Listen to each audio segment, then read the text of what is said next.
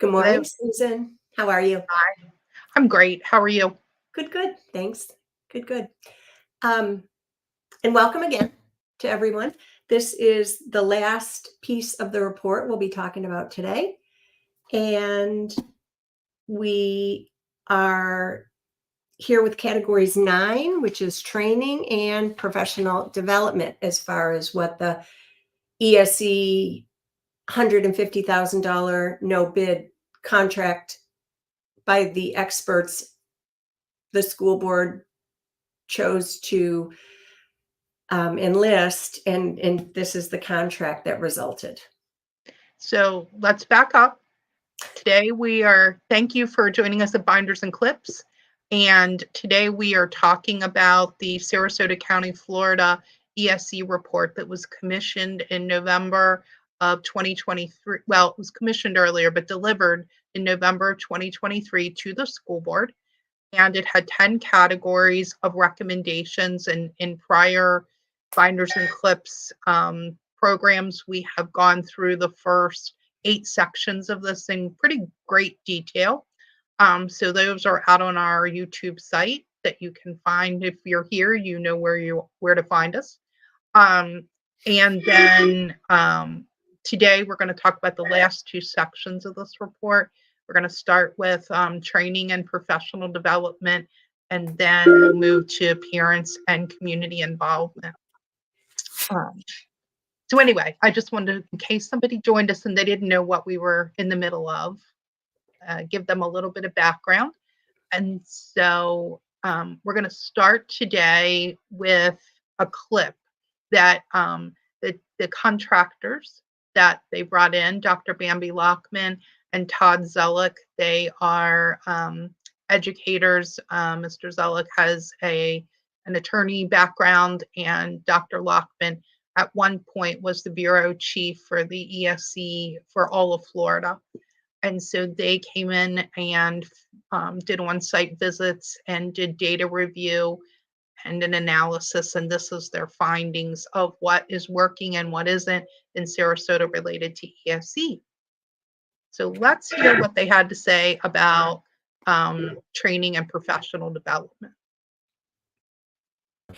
We see some gaps in some of that training, and some of these areas may already be offered in the district, but it's one of those things that if we're going to training and we're learning those pieces, but we're not taking them and implementing them in the classroom, that's really not, there's no benefit to either the professional or to the students receiving that. So when we look at some of the areas that we would recommend a focus on for some additional training and professional development, we would look at quality instructional practices because we don't see that consistent across the board. We see some amazing instructional practicing happening in some classrooms, but not in every classroom. And so we would like to see a little bit more of that.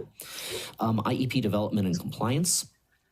We reviewed a number of IEPs in the district, and as you saw in the report, there are some inconsistencies in IEPs as well that need to be addressed. I think that a lot of that goes back to training and professional development. We may not always have all the tools, as some of the professionals in the district may not have the knowledge or the tools that they need to construct an adequate IEP for our students. So professional development and compliance around that would be helpful. Paraprofessional training, you all do offer paraprofessional training in the district currently, but that training should be expanded. That can also be expanded in the role as we look at some of the potential of paraprofessional coaches and some of the onboarding process that we discussed earlier, where that training could occur. Finally, the program specialist and ESE liaison training. Those are going to be very important should you decide to accept our recommendations and move those individuals into more of an academic focused role. Many of them have spent a lot of time in compliance. We need to start readjusting that to an academic role as well, and they're going to need training and supports around that.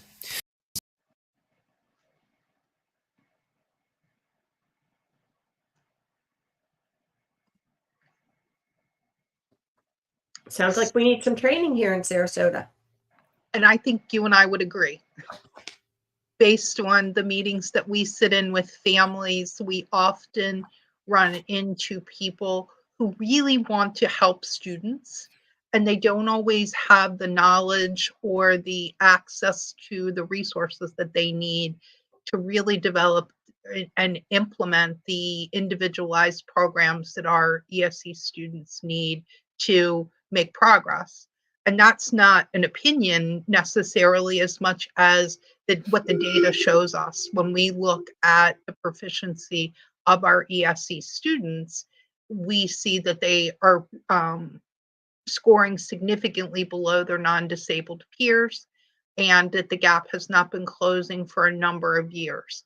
So one of the ways that we have to tackle this is by providing ongoing professional development for all of the folks who are delivering services to our kids and who are the people who are supporting those people. And we see often paraprofessionals that are brought into a classroom to help support a teacher or to give kind of accommodations to an individual student, excuse me, and they have very little formal knowledge of how to do the job they're being asked to do. And we have even seen where we've requested training for teachers or for specialists or for paraprofessionals, and it's been rebuffed. I mean, not only has it not been available, but we've been told no. Yeah, I wonder, somewhere in this report, or one of the meetings I've recently watched, they were talking about training for staff, and it had something to do with union contracts and how the training was offered, but they couldn't have staff mandatorily take certain classes, or can't remember. I wonder if there's a deeper dive somebody needs to do to figure out the professional development training piece of this. Because I agree with you. We've had success in some instances getting some training for students, but oftentimes, they just do it naturally, kind of like what they do for all kids in classrooms, and it's osmosis. So we've learned throughout this process, not only do we struggle in the training area? He just said, some good things are happening in some classrooms related to, what did he say? Quality instructional practices. But if we don't have any curriculum that we give the teachers, how can we expect them to have quality instructional practices? Correct. And absolutely. And, I feel like what we have learned by listening to this report, reading this report and listening to what they shared with the school board, when you look at it in its entirety, all of these things build upon one another. Mm-hmm. So if you don't have curriculum and you don't have trained staff and you don't have parent and community buy-in and you don't have, let's go through sections 1 through 10 of all the things that are not working the way that they should, it's hard to pick out any one area that is going to fix it all. Right. We need to fix it all in order for this to be successful for kids.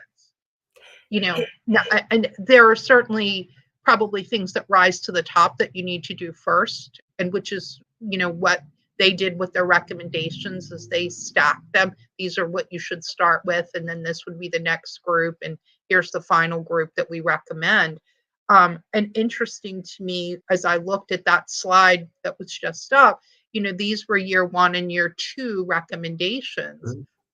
And I'm like, wow, professional development didn't even make the first 6-month cut of the things we need to fix. So it tells you that as important as this really is, and certainly we agree that people need to have professional development and training, it didn't even make the first round of things that needed to be resolved. Yeah, good point. Well, and your point about how everything is commingled is profound, because it's like, what do they say? Take bites of an elephant. So Yeah. it's a big district. We have a huge number of staff. We've got declining enrollment, but we've got, lots of now high level staff that has been added. And until that trickles down to kids in classrooms, we're not going to see any benefit to any kind of money we're pouring into this big budget. So that's the part that I think we need to stay focused on is no matter how long you want to say it's a big ship and it takes a while to turn it, we've been implementing some of these things for 20 years. And what we see is our outcomes decreasing. And I think it's just absurd that these politicians are running around celebrating a little bit of increase in one small subset of one piece of reading when across the board we're failing. Our grades are D's when you look at our outcomes. So I think they need to be acting like their house is on fire for some of these recommendations instead of accepting that it might be a 2-year window before we have to move any needles for the stuff that is imperative that we need to do to see any changes down with students. And, every year that we wait for things to improve is another group of students that are not served appropriately. And I think that's why, as a parent of these kids who mine have gotten out of the system at this point, but I feel this like burning need that, what do you mean it's a 2-year window? Right. My kid, if you have a third grader, all of a sudden they're at the end of elementary school and they're moving into middle school, and we're still trying to figure out how to serve them appropriately when we were supposed to know it when they walked in the door. Well, and not to say that there aren't teachers out there that are doing it right. I mean, you've had Absolutely. teachers here that have been around, they're good friends of ours, been around forever. They know how to teach a child how to read, regardless of the curriculum they don't have or what they're being told not to do in the classroom or not to do interventions if they don't meet this benchmark. I mean, crazy stuff. And so good things are happening, as he mentioned, in select classrooms. But I think that might be a good time, unless is there anything else you want to talk about in training and PD, Susan? Now, I'm going to pop the report up on the screen just real quick. So give me just a minute.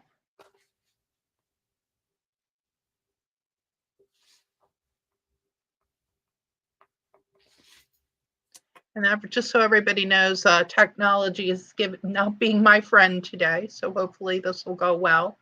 But I just wanted to mention, and you saw it when Mr. Zellick was speaking, that there were 3 requirements or recommendations that they had in this section. So the first was to design and implement professional development curriculum that contains topics and training dates, including but not limited to, and he went through these 4: quality instructional practices, IEP development and compliance, paraprofessional training, and program specialist in ESE training. The second focus area that they recommended was direct professional learning and leadership development department, which is a new name this year, in conjunction with the ESE department to develop training and professional development curricula specifically designed for special education teachers and staff based on need and deliver training that is timely and beneficial for special education teachers and staff. So this is like targeted training. What do these folks need to know in order to serve the children in front of them? And are we making sure we're giving them that knowledge so that they can appropriately serve our students? And then the last section was based on available funding. Consider designating paraprofessional coaches within each Sarasota school building to work with special education paraprofessionals and to provide coaching, mentoring, modeling, and training for both new and experienced paraprofessionals throughout the school year. I would say that even if they don't get to the building level of support, having people that paras can even contact if they need help would be a really vital element here. Because I know a lot of the paraprofessionals And believe me, parents whose children have been supported by these folks who do sort of the yeoman's work in the classrooms appreciate that extra support. And I know our teachers, when they have a good para who can help them make sure that all their children are getting the help that they need, they so appreciate that. But when you have people who are just extra hands in a classroom, but they aren't trained hands, it's one more thing our teachers have to manage.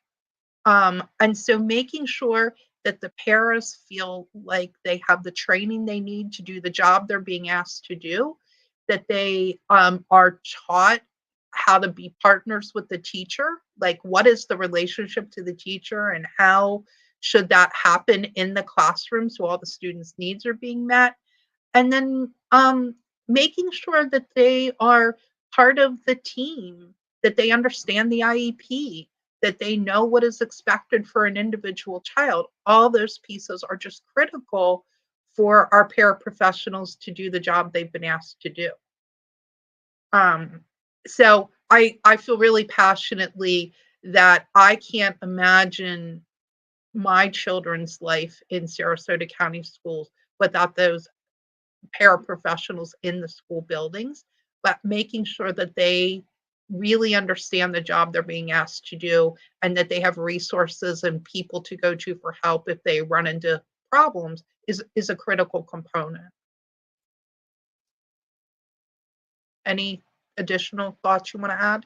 No, I completely agree. And I think one of these pieces was in a prior section, they made it quite clear that they felt there were students placed at our center school that didn't need to be there, that they should be out in mainstream schools. And a lot of it had to do with administrators not being trained appropriately and IEP teams making poor decisions about placement.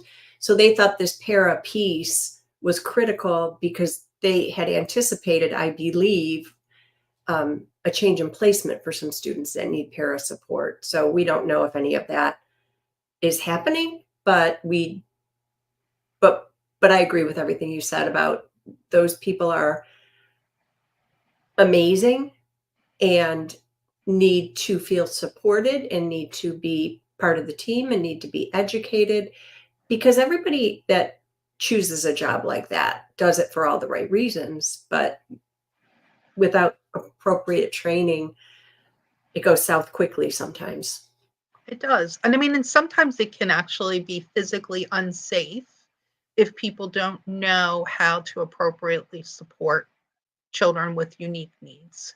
And so making sure these folks have the knowledge and the support that they need so that our children get the knowledge and support they need is a critical component. Yeah. And I see you've got up on the screen the last category. I do. Ironic, it's the last category. No, I think that I think that it is trying to think of the right politically correct words, but I think parents being last is symbolically appropriate. Yeah, An afterthought. sadly, but it's true. And I didn't cut any clips for this one, Susan, because I'm not sure that I agree with their findings or the conclusions that they drew from the very limited input that they received, sent out. I think that is the most telling. When we talked about the beginning, what they did, and thousands of emails and surveys, and the response they got was so poor. Right. So I'm going to jump to that just to refresh everybody's memory.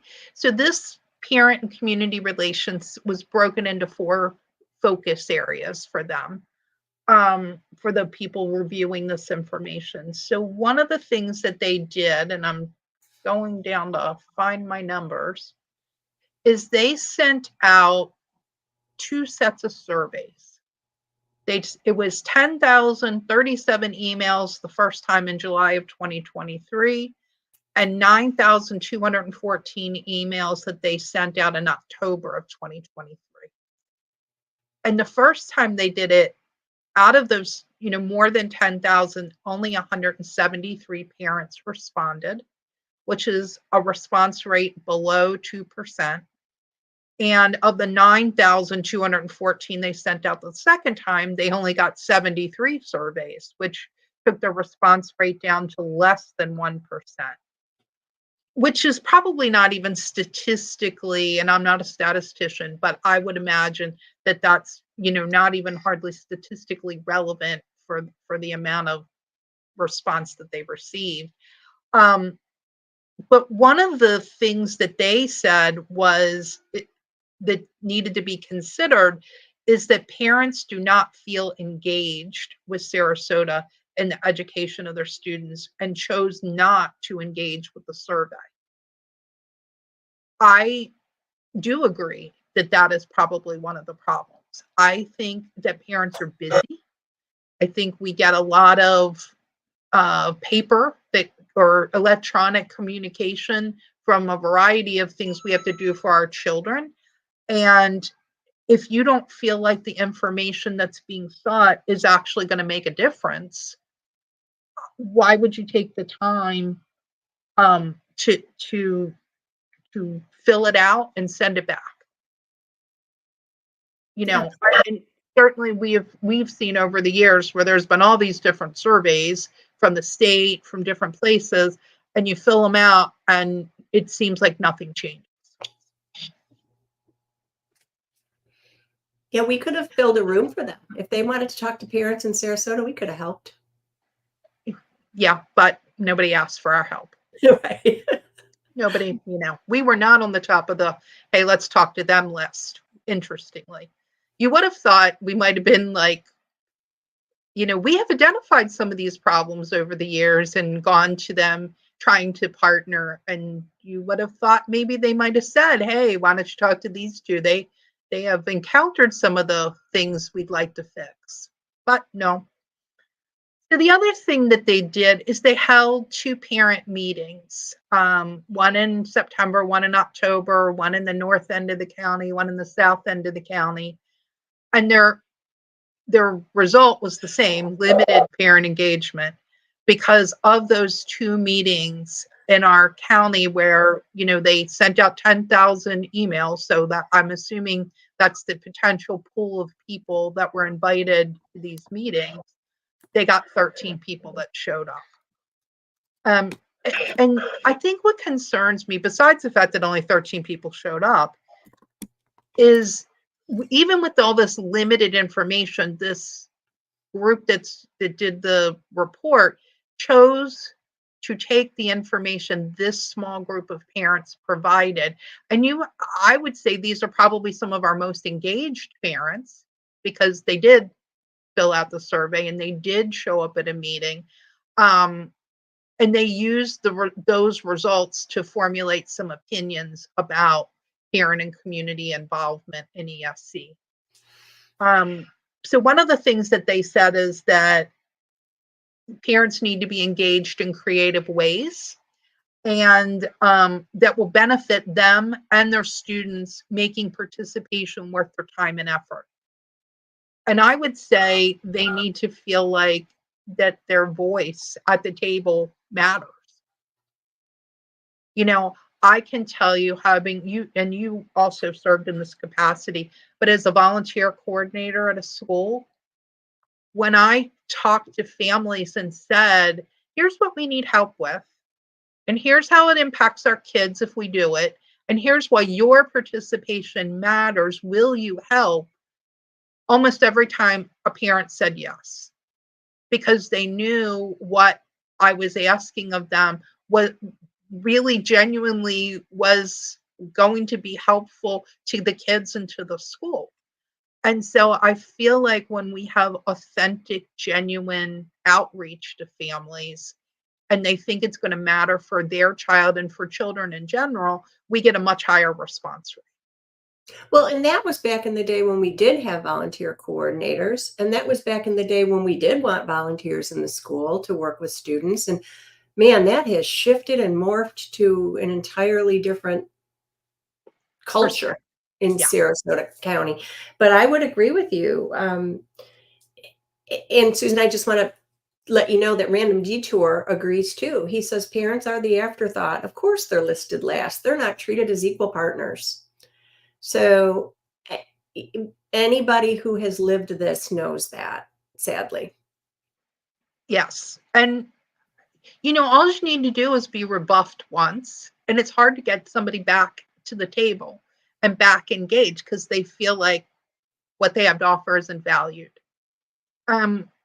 So their conclusion in their focus area 1 is to continue to provide parent training, because there is a lot of it. They give a little catalog of different topics they offer every year at the district level through parent and family learning opportunities, and develop a parent engagement plan for each school, which I think, if they're going to develop that, maybe having some parents part of the development might be something I'd recommend. Complete with topics, dates for delivery, and expert facilitators to address parent needs and drive parent engagement. Execute the plan consistently throughout the school year. So although I agree that giving parents information and knowledge and access to learning opportunities is an important element of parent engagement, making sure that it is parent driven and that it's stuff parents actually need to know or want to know about their kids is important. Well, and I would agree with that. And that's why years and years and years ago, we started a magazine, because I thought back in the day, you know what? If parents just were educated and understood this process, they could work better with their schools. And back in the day, the school board members at that time loved the magazine and promoted it, and we gave it out in schools. And we had we had ESE at that time. The culture was very different. It was not this back off, we don't want to hear what you say culture. Yeah. But the sad fact of the matter is that isn't true. The most educated parents, as you know, Susan, they come to us after they've had a disaster of a meeting. Somehow they get to us and they're like, look, this is what happened and this is what they said. So if you don't have the school people allowed and able and empowered to do the right thing for kids and make decisions for kids and write IEPs that are meaningful with goals that are achievable, it doesn't matter how educated these parents are. Right. And so that's why I say in its entirety of this report, all of the pieces have to be there. So I don't disagree that parents having access to learning about topics that they need to know about or want to know about is an important element. But you're right. If it's not part of the whole, if it's not part of being, a true equal partner at the IEP team, and that the rest of the team's empowered to help the child, it's just a point of frustration.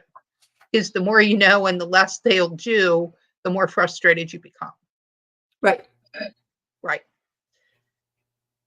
So their second section that they talked about was parent engagement.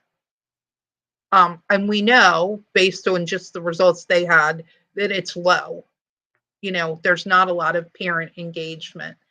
So what they decided was that parents need to understand special education law, how it functions and why it functions in that way, and that parent involvement should be throughout the ESE process. And I don't disagree with any of that, but if parents, know all of this, we actually have to do it. And so one of the questions they asked was of this group of people. Now, remember, their answers came from 173 people that actually responded out of 10,000. Do you feel well informed regarding the federal law idea? And 72.9% of those folks said yes. Yes, we feel informed. So the majority of parents, to your point, it's not an information problem. They feel like that they're informed about the law.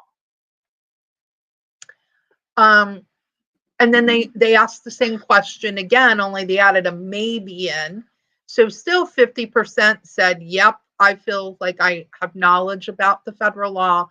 And 25%-ish now said, well, maybe I have. So that they're a little, little shakier about their knowledge, but we're still close to that 75% there. Well, and I thought I knew the special education law, and I thought I knew what I was talking about until I said it in a meeting and I was told, no, you're wrong. Right. So then you start to question, do I? Right.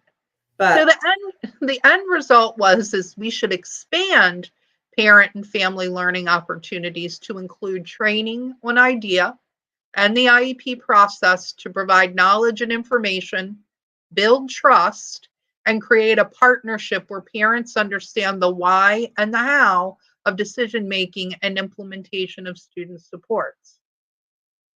And again, I don't disagree that that is important, but if it's one-sided, it is not going to improve the outcomes for our kids.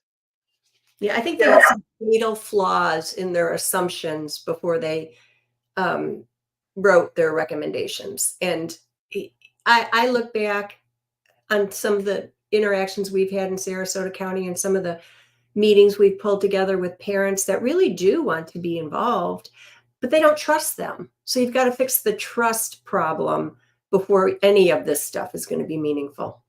Absolutely. And our fan who's with us today, Random Detour, he agrees. Genuine outreach would foster increased parent engagement. Yeah. If you don't feel like what you have to say matters in the process, then it doesn't matter how much you know, or the how or the why. If they won't actually do it, where does that leave the family and the child? Pulling out of public school. Right. So the third section is our favorite. It's communication. Communication with parents, family members, and the broader community is vital to the success and efficacy of Sarasota. And then they broke communication into two sections. The first one that they talked about was student-specific information, like giving the family information specifically about their individual child. And they asked the question, do you feel the school and or teacher communication with you as a parent was appropriate? And 65.9% indicated that the communication with the school or the teacher was appropriate. I'm going to go to that chart. But 34.1%, or a third, said no. So even at the teacher level, a third of our parents are not feeling like they're getting appropriate information. And I mean, at a minimum, what parents should be able to expect is getting a report card quarterly.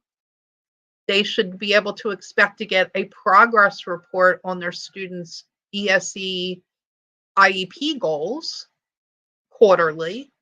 And if information is indicated more regularly in the IEP, then they should be able to get it more often. So what I think comes to mind is students who have behavior challenges. Often parents, should be getting daily or weekly communication about how is that going.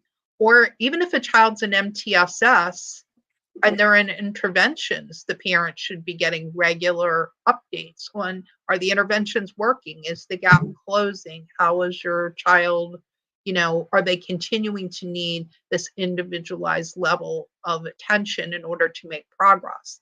So, I mean, that's beyond my teacher, has the time to send me, I don't know, what is the different, they use like Class Dojo, or they use, different tools to give more regular information to families. And then the second area of communication that they broke it into was more Before you do program. that, I just want to read a couple of the comments. Okay. A couple of the comments were, for those that answered no, some of the comments were things like, in one Zoom IEP meeting, the special education teacher refused to turn her video on and muted herself. She refused to take part in that meeting in any way. How is that even acceptable? I just, very little communication from teachers. They don't update grades often. It also takes way too long to receive report cards. These are things we've heard For years. often. So, And I'm sorry, if a teacher is a required member of the IEP team and they won't turn on their camera and they won't speak and they won't take question, I would argue that they're not actually participating. agreed.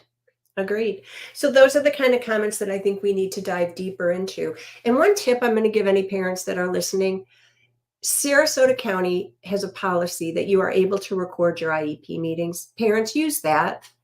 Send them an email, notify them you're going to be recording. This is a story for another day, how we ended up having to even make that a policy, but it is a policy, and it's powerful because a lot happens in these meetings, and you'll hear somebody make a statement, but you're focused on something. You know what it's like at those tables. A lot's happening. So recording those meetings and then listening later and making sure that your document has in it what we agreed to, all those things are important. So I don't know why I morphed to that, but. Well, communication. Mhm. And one of the things, since you brought this up, is, sometimes technology fails, as we've seen this week globally. We've had technology failures across, banking and airlines and all kinds of things. Well, we have been in IEP meetings, more than one, where the software that they're using hasn't saved or something has happened at the end, and all the work you've just done as a team isn't captured. So if you're recording your IEP meetings, at least you have some record of what transpired that you can go back and try to, recreate the document if there's a problem. So sometimes, beyond as a parent, being able to listen when you're not in that environment of a lot of people talking to you all about the struggles your child has, it's emotional for families often. And so being able to go home and listen to it in a calmer environment lets you process more easily. But if there's some glitch, it's also really helpful to be able to recreate things. And there is in the policy, there are some deadlines you need to meet, and as far as notification. So make sure you look at the school board policy and understand the expectations if you want to record. Well, in Sarasota, you just have to notify, it says the ESE liaison, but now that position has morphed. So I'm sure they'll have to revisit that. Let's hope they don't change that policy. We're going to need to unite parents if any of that. Hopefully there won't be any shenanigans, and we'll just update the title and keep doing what's right for families. There you go. I'm always Pollyanna. I really always want it all to be right. I'm not foolish enough to believe that that's always true, but let's hold them up to the standard we'd like them to meet. So I'm going to switch back to this just so we can finish up this section of the report. Do you feel communication from the ESE department is clear and timely for you? 61% of the people who responded to this said yes, and almost 40% said no. So remember, this is the 173 most engaged parents in the school district who bothered to answer a survey. And although that small group of people, 40% still felt like the communication was not clear and timely. And I think that's to your point that you just made, Sue. So let's see, what did they recommend? How do we solve this? Review district communication policies to determine consistent and established communication methods with families. Establish communication protocols for schools and special education staff regarding the manner and regularity of communication with special education parents, and create a long-term communication plan to disseminate information on the diverse programs offered to service students with special needs in Sarasota. And one of the things that stood out to me that I have highlighted there is they were concerned about the perception of the Oak Park School and of the cluster sites for ESE students, and that there was a negative perception, even though there's positive outcomes that are happening for students in those programs. And so they wanted to create marketing materials that tell this story. And although I certainly always want to highlight successes, it concerns me. I think that we would be much better served to engage families and engage staff and make sure that the experiences the children that are in those sites have are all positive, so that it doesn't feel like that this is like some sort of punishment of being sent to a more restrictive environment. What it should be is a collaborative process through the IEP team, where we really look at the needs of the student, and then we are able to tell in the IEP meeting all of the things that this more restrictive site will bring to the table to better support the student.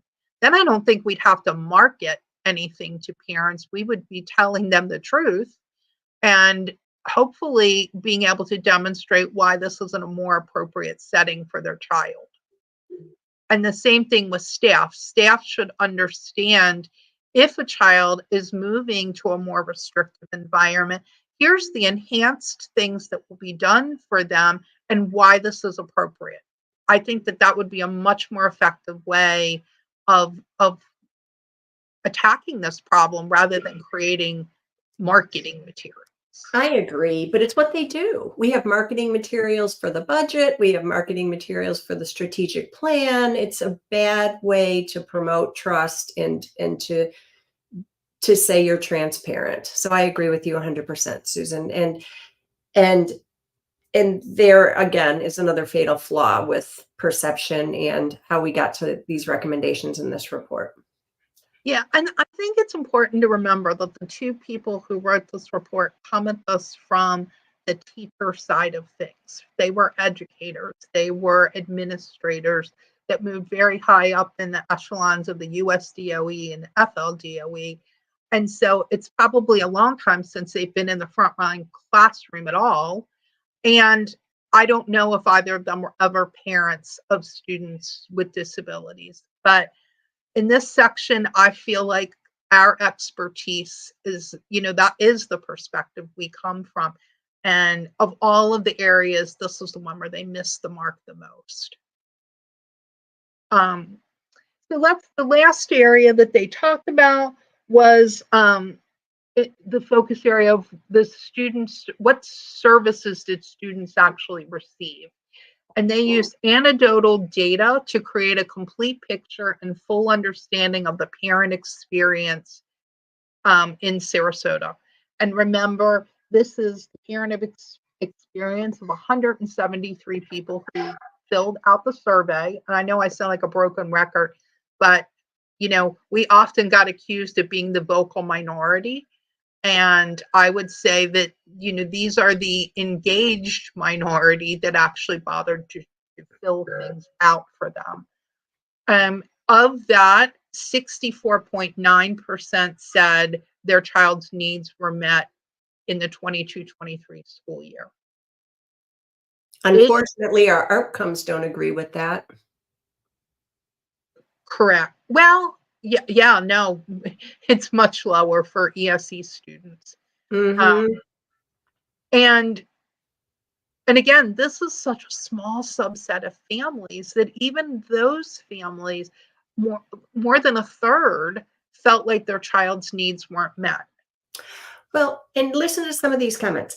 My child has not demonstrated any progress and was mostly allowed to sleep or use a laptop consistently during times he should have been learning. Services he is receiving, different parent. Services he is receiving are in no way commensurate to the services he received prior to attending Sarasota County schools. I mean, if I were leading this ship, my charge to my staff would be go contact each one of these parents that had comments like this, and let's figure out how to fix this. And I can assure you, because the parents that we're getting calls from this week, none of that is happening in Sarasota County schools. So that's the part that I'm passionate about. Don't be up on your dais and talk about all the great things that are happening and celebrate a little bump in something when you've got families and parents that are telling you what's wrong and you've got data to support it. And we're not even going to discuss that at the school board meeting when we present this report.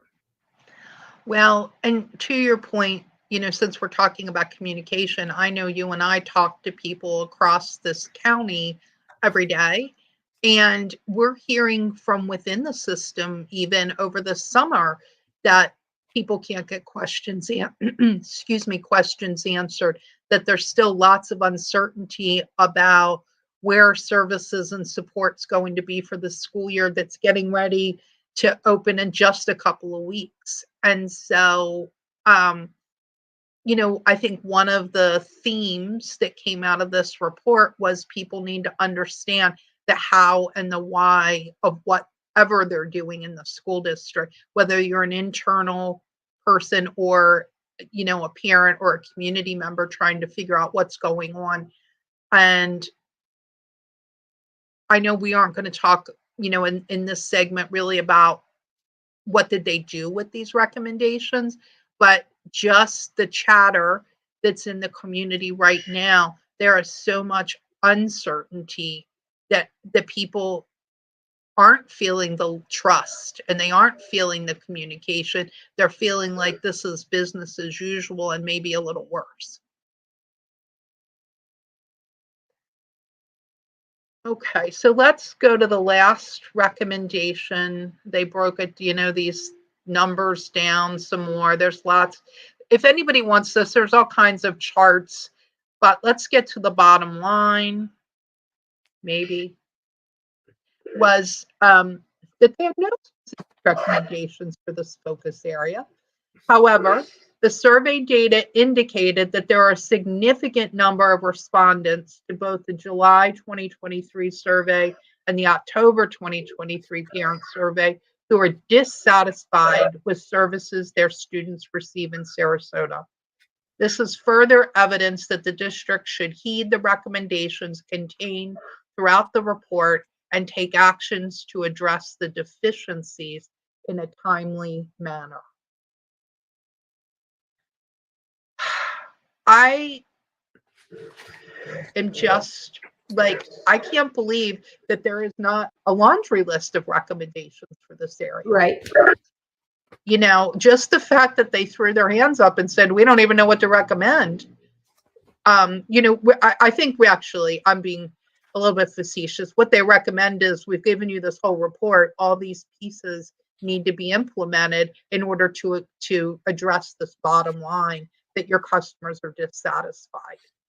And I'm looking to see where that fell in the recommendation. So they broke down the recommendations and when the timeline they would associate for that. And I don't see 10.4 in there, Susan. Well, because there's no recommendation. Like they said there is no specific recommendation, so it's probably not in their timeline of implementation because there's nothing to implement. I think their bottom line was if you do all the other things we said, you'll have addressed this issue. And I would say of all the things that they said that are system-wide concerns, to me, this question is really at the individual IEP table. And I think it's that family that walks in and they don't know all the IDEA regulations and what their child's entitled to.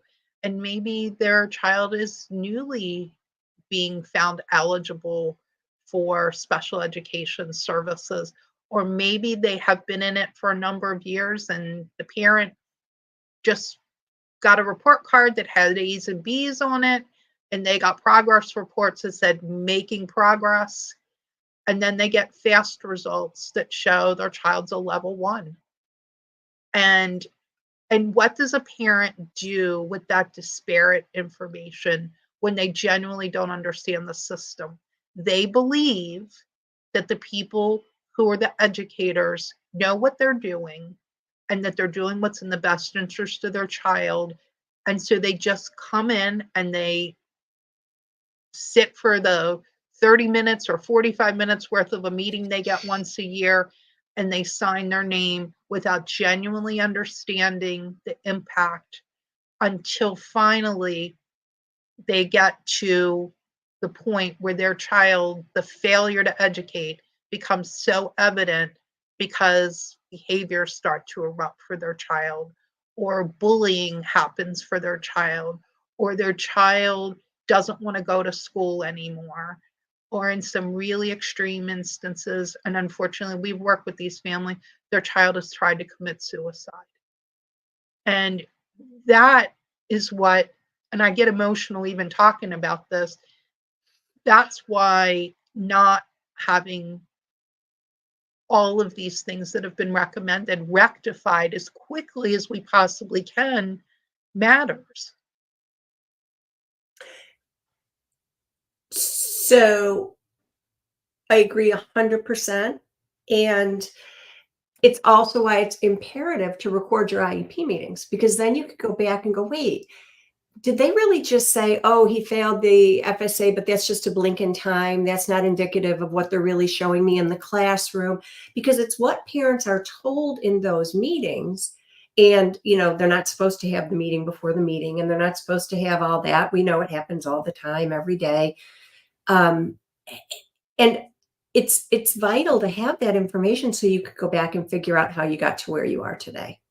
So takeaway is record those IEP meetings, every meeting, and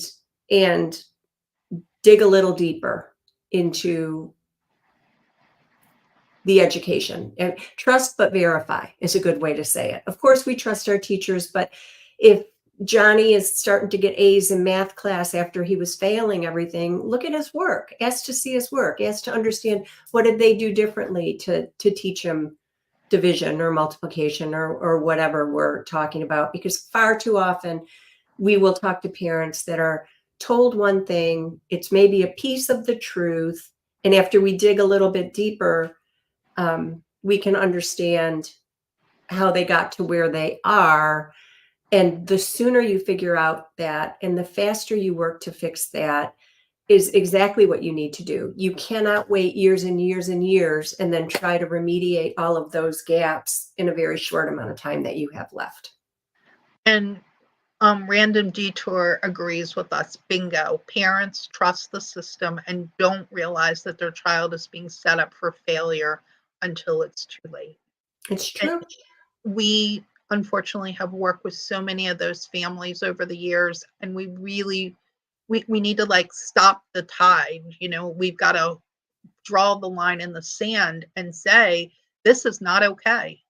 One child slipping through the cracks is one child too many. And we have a team of people, literally a team of people, that their only reason for being employed is to educate our children. And so if that isn't what we're doing, we need to really relook at what is the priority? What are we doing wrong? How are our resources being used? And what do we need to change so that our children are meeting academic achievement? Yeah. Well, and that's the village. That's what has to happen with parents in Sarasota County, because it's hard. You trust your schools, you trust your teachers, but back to trust but verify. Don't be intimidated to ask questions or send another email or get information. I say it all the time. You only have one chance to educate your children, one chance. So if you're choosing to do it in Sarasota County, it's time to get involved. absolutely. So maybe on Thursday, Susan, we'll come back and we'll talk about what the school board said in response to this, because that's the end of the meeting. So we've talked for a long time about this report, and we've given you the nitty-gritty that was not discussed publicly. Who knows what was said in the one-on-ones with the school board members or the superintendent, but I think it's very telling. And if you join us on Thursday, you'll see what the reaction was and what the response was from the school board members. And soon we'll see, as school resumes, what was done with all of this report.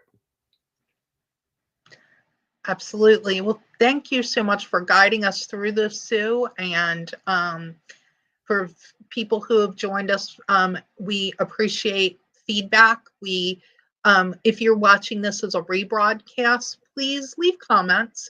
We really want this to be a community conversation. And so I know that, we may not have a lot of participation here live with us, but we really want to know what families think, what the community thinks, because our kids need all of us to be paying attention to these issues and weighing in order to right this ship. And thanks to Random Detour. We're your biggest fan. You're amazing. You are. Thank you for hanging with us today. And hopefully we'll see you on Thursday. Perfect. Have a great day, Susan. You too. Bye.